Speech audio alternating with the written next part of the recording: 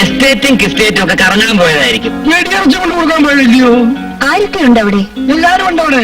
പിന്നെ ഒരു ജനക് പായൽ ബാജ്. ജനക്ക് പായൽ ബാജ്. ഒരു പാദസ്വരം. പാദസ്വരം കണ്ടില്ല. ഒരു കിലുക്കം മാത്രം. ഐസക് സാർ പറഞ്ഞിരിക്കുന്നേ രഘുക്കുഞ്ഞ് അവിടെ ഇല്ലെന്ന് പറഞ്ഞേക്കണമെന്നാ. അയ്യോ, ഞാൻ ചെല്ലട്ടെ. അത്താഴത്തിന് പണി തുടങ്ങിയിട്ടില്ല. റിപ്പയർ കഴിഞ്ഞില്ലേ? കയ്യേറായി. എന്താ? നമുക്ക് എവിടെയെങ്കിലും പോകാം. ഇവിടെ വല്ലാതെ ബോറാവുന്നു. നാട് വിട്ടു പോകാനാണോ? അതിനും ഞാൻ തയ്യാറാണ്. എനിക്ക് ഈ കാടാണ് ഇഷ്ടം. ഒരു പുതിയ കാഴ്ച പോലും ഇല്ല. ഒരു ചേഞ്ചും ഇല്ലാത്ത ബോർ ലൈഫ്. എവിടെ ആയാലും അങ്ങനെയാ. കുറെ ആകുമ്പോ മടുക്കും.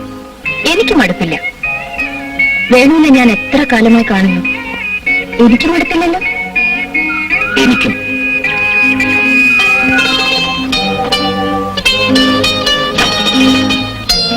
ഓരോ ദിവസം തുടങ്ങുമ്പോഴും ഒരു പുതിയ ജീവിതം ആരംഭിക്കുന്ന പോലെ കാടായാലും നാടായാലും കടലായാലും. വേണു, നമുക്കൊന്ന് ടൗണിലേക്ക് പോണം. തുളസി വരുന്നുണ്ടോ? എന്തിനാണമ്മേ? വിഷു അല്ലേ വരുന്നത്. എന്തെങ്കിലുമൊക്കെ വാങ്ങിക്കണ്ടേ? വേണോ, എനിക്ക് 2 കുപ്പി വിസ്കി. അത് വാങ്ങണമെന്നുണ്ടോ? മോനോട് ചോദിച്ചാ പോയി.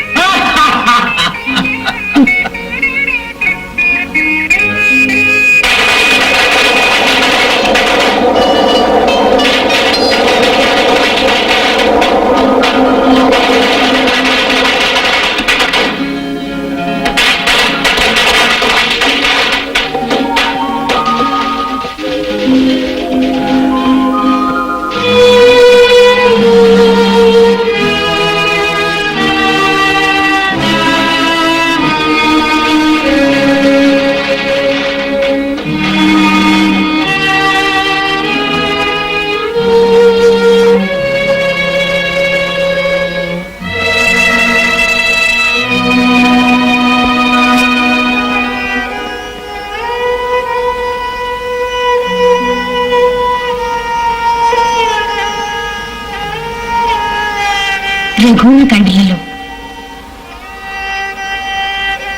രഘുവിനെ ഒന്ന് പറഞ്ഞയച്ചാലോ?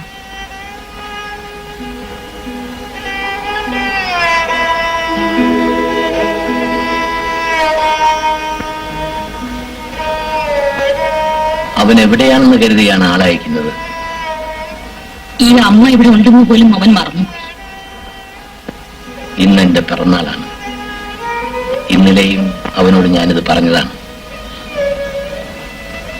അടുത്ത വിഷുവിന് എന്റെ പിറന്നാൾ ആഘോഷിക്കാൻ ഞാൻ ഉണ്ടായില്ലെന്ന് വരുമ്പോളെ. അച്ഛാ, എന്റെ മക്കൾ വലുതായി. ഇനി ഞാനില്ലെങ്കിൽ എന്ത്?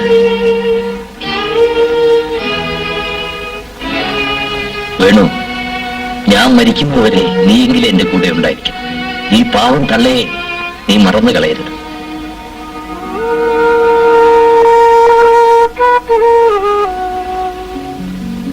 രഘുവിനെ കണ്ടില്ലല്ലോ മോനെ.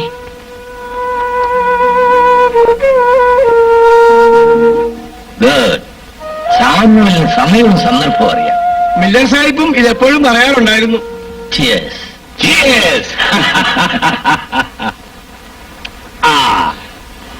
ഇത്തവണ വിഷു തനിച്ചാഘോഷിക്കേണ്ടി വരുമോ എന്ന് കരുതി ഞാൻ വിഷമിച്ചിരിക്കുകയായിരുന്നു. നേരത്തെ പുറപ്പെടാൻ തീരുമാനിച്ചതാണ്. ഇടയ്ക്ക് ജീപ്പിൽ ചെറിയൊരു റിപ്പയർ. അതാണ് ഇത്രയും താമസിച്ചത്. വലിയ മുതലാളി കൊച്ചു മുതലാളിയെ അന്വേഷിക്കുന്നുണ്ടാവും. ഇന്നിനി അങ്ങോട്ട് പോകുന്നില്ല. ആലീസ് എന്താ നിൽക്കുന്നത്? അവിടെ ഇരിക്കൂ. ആലീസിനെ അച്ഛൻ സ്വീകരിക്കുമോ എന്നാണ് എന്റെ ഭയം. അത് കൊള്ളാം. സ്വീകരിച്ചില്ലെങ്കിൽ എന്ത്? അന്തസ്സായിട്ട് ഓഹരി വാങ്ങിച്ച് ഒരു കുടിൽ കെട്ടി ഇവിടെ എവിടെയാണ് താമസിക്കണം. കൊച്ചുമുതലാളിയുടെ ഭാര്യ ആരായിരിക്കണമെന്ന് തീരുമാനിക്കുന്നത് കൊച്ചുമുതലാളിയാണ്. ഇങ്ങോട്ട് പോരണ്ടെന്ന് ഞാൻ പറഞ്ഞതാ. പക്ഷേ രഘുവേട്ടൻ സമ്മതിച്ചില്ല. ആലി ശരിക്കും എന്നായാലും പോണമല്ലോ. കൊച്ചുമുതലാളി കൂട്ടിക്കൊണ്ട് പോകുന്നത് അന്യസ്ഥലത്തേക്കല്ലല്ലോ. എങ്കിലും അച്ഛന് വല്ലാത്ത പ്രയാസം കാണും. മാത്രമല്ല, ഇപ്പോൾ പ്രഷറിന്റെ അസുഖം അല്പം കൂടുതലുമാണ്. ഞാൻ കാരണം ആവശ്യമില്ലാത്ത കുഴപ്പങ്ങളൊന്നും വരുത്തി വെക്കരുത്. ഒരു കുഴപ്പമില്ല കുഞ്ഞെ. സ്വന്തം മകനേക്കാൾ അദ്ദേഹത്തിന് സ്നേഹം ആ വളർത്തുമകനോടാ. അത് ശരിയാണ്. ആരായിരുന്നാലും ഇങ്ങോട്ട് വരുന്നത് തിരിച്ചു കൊടുക്കുകയുള്ളൂ. ആ സ്വാഭാവികമായിട്ടാണല്ലേ ഏനൊക്കൂ. അച്ഛനും മകനുമാണെന്ന് വിചാരിച്ച് മറ്റെന്തെങ്കിലും ചെയ്യാനൊക്കോ? ഏതായാലും ആലീസ് ടെസ്റ്റ് ചെയ്യൂ. നാളെ രാവിലെ ഞാൻ അച്ഛനെ കാണും. ആലീസിനെ പരിചയപ്പെടുത്തും. എതിർപ്പില്ലെങ്കിൽ ബംഗാളിൽ താമസിക്കും. ഇല്ലെങ്കിൽ ഐസക്ക് പറഞ്ഞ പോലെ എന്റെ ഓഹരി ഞാൻ വാങ്ങി എവിടെയെങ്കിലും താമസിക്കും. പത്മനാഭ, എന്തോ ആ ഭക്ഷണ സാധനങ്ങളെല്ലാം കൊണ്ടുവരൂ. ശരിയാവുന്നുള്ളു, ഇപ്പൊ കൊണ്ടുവരാം. വേഗം കൊണ്ടുവരൂ. ആ മതി മതി മതി. അതും വിവാഹം കഴിച്ചു ആരെയും കൂട്ടി ഐസക്കിന്റെ വീട്ടിൽ വന്നിരിക്കുന്നു. ഭക്ഷണാഘോഷിക്കാൻ നീ എന്തിനു കരയുന്നു? നമ്മളിതെല്ലാം അനുഭവിക്കണം. ഈ എസ്റ്റേറ്റിൽ ഒരു സാധാരണ ജോലിക്കാരനായി വന്ന ഞാൻ ഇതിന്റെ മാനേജിംഗ് ഡയറക്ടറായി. എന്റെ സ്വത്ത് മുഴുവൻ വിറ്റും കടപ്പെടുത്തിയുമാണ് ഞാൻ ഈ എസ്റ്റേറ്റ് വാങ്ങിയത്. ഇവിടുത്തെ മണ്ണിൽ എന്റെ വിയർപ്പിന്റെ ഗന്ധമുണ്ട്. എന്റെ മക്കൾ അറിയില്ല, അവർ സമ്പന്നതയിലാണ് പിറന്നു വീണത്. അതുകൊണ്ട് തന്നെ ജീവിതത്തിന്റെ ചൂടും കയ്പും അവർക്കറിയില്ല. എല്ലാം രാമൻ നായർക്കറിയാം. എല്ലാം നേരെയാവും. അങ്ങ് സമാധാനമായിട്ടിരിക്കും. നമ്മുടെ മക്കളല്ലേ. സമാധാനം അതെവിടെയാണ് രാമൻ നായരെ? സ്വസ്ഥമായിട്ടൊന്നും മരിക്കാൻ പോലും ഈ മക്കൾ അനുവദിക്കില്ല.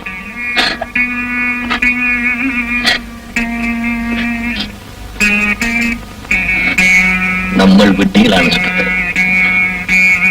മക്കളുടെ വരവും കാത്തിരിക്കുന്ന ഒമ്പര വിഡ്ഢികൾ.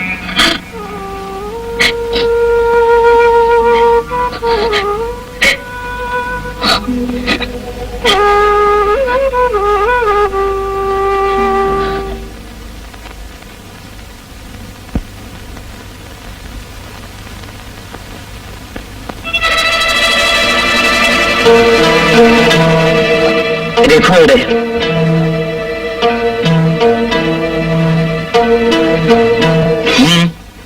നീ എന്താ ഇവിടെ? രഘു, വീട്ടിലേക്ക് വരൂ. നിന്നെ കാണാൻ അച്ഛനും അമ്മയും വളരെ വിഷമിച്ചിരിക്കുക. അവരുടെ കണ്ണീര് കാണാൻ കഴിയാൻ ഞാൻ ഇങ്ങോട്ട് വന്ന്. കരയുന്നോ? എന്തിന്? പ്രിയപ്പെട്ട മകനല്ലേ. നിനക്കവരുടെ കണ്ണീരൊന്നും തുടച്ചു കൊടുക്കാമായിരുന്നില്ലേ? രഘു, മര്യാദയ്ക്ക് തോന്നുന്നുണ്ടോ? ക്ഷണിക്കാൻ വന്നിരിക്കുന്നു. എന്റെ വീട്ടിൽ കടന്നു വരാൻ നിന്റെ ശുപാർശയൊന്നും ആവശ്യമില്ല. എനിക്ക് തോന്നുമ്പോൾ ഞാൻ വരും, തോന്നുമ്പോൾ വരാതിരിക്കും. Get out! കൊച്ചുമലയാളി പറഞ്ഞത് മനസ്സിലായില്ലായിരിക്കും.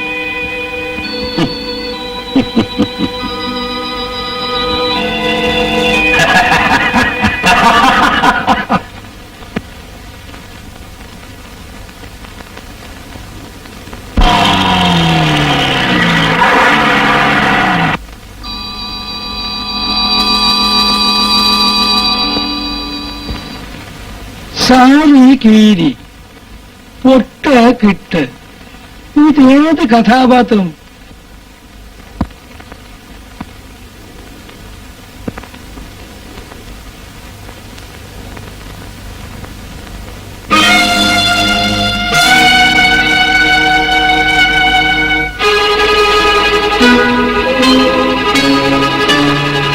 ഇതെന്റെ അമ്മയാണ്. അമ്മേ, ഇതെന്റെ ഭാര്യ ആലീസ്. എന്റെ മകൻ ഇത്രയ്ക്ക് ഭീമനാണെന്ന് ഞാൻ കരുതിയിരുന്നില്ല. എവിടെയോ കിടന്നൊരു പെണ്ണിനെ കല്യാണം കഴിച്ചെന്നും പറഞ്ഞ് അമ്മയുടെയും അച്ഛന്റെയും മുന്നിലേക്ക് കൂട്ടിക്കൊണ്ടുവരിക. ഞങ്ങൾ നിനക്ക് അത്രയ്ക്ക് അന്യരായി പോയല്ലേ? പെട്ടെന്ന് അങ്ങനെ ഒരു തീരുമാനം എടുക്കേണ്ടി വന്നു. പറ്റി ഒരു പെണ്ണിനെ പൊറപ്പിക്കാനുള്ള തന്റെ ഇടമൊക്കെ എനിക്കുണ്ട്. ഒരു വിരോധമല്ല. നിനക്ക് തോന്നിയ പോലെ ജീവിക്കാൻ ഇത് വഴിയമ്പലമൊന്നുമല്ല. ശരി, ആരെയും ബുദ്ധിമുട്ടിക്കാതെ ഞാൻ ജീവിച്ചോളാം. എനിക്കെന്റെ ഓഹരി വേണം. എന്തു പറയുക? ഓഹരി വേണം? എന്താ മനസ്സിലായില്ലേ? ഒരിക്കലും മുമ്പിൽ അങ്ങനെ വെറുതെ പോകാൻ തീരുമാനിച്ചല്ലേ ഞാൻ വന്നത്. നീ അത്രയ്ക്ക് ഭ്രാന്ത്. എനിക്ക് ഭ്രാന്താണ്.